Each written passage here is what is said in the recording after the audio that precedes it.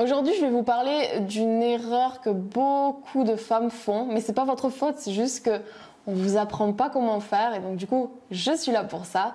C'est quand vous êtes en colère en fait et qu'un homme que vous connaissez à peine, avec qui vous avez un rendez-vous, vous dit ou vous fait quelque chose qui vous déplaît, qui vous met en colère.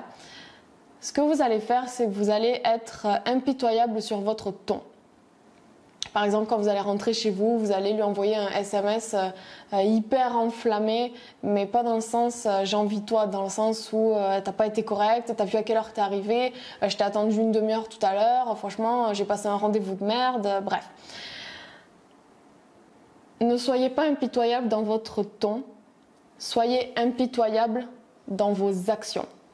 Quand vous allez envoyer ce genre de SMS à un mec, en fait, vous allez lui montrer que ses actions ont eu de l'impact sur vous.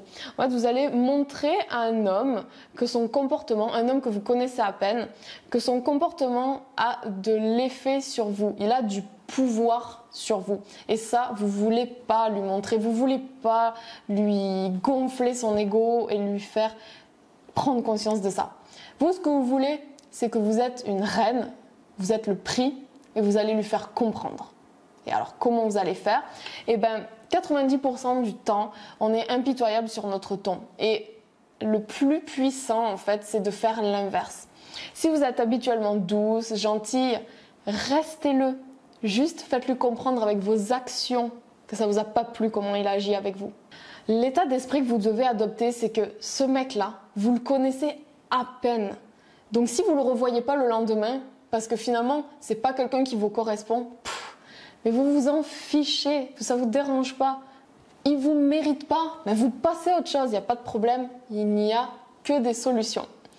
Vous, ce que vous devez faire, c'est être consciente de vos propres standards, les faire respecter et surtout être en contrôle, gérer vos émotions.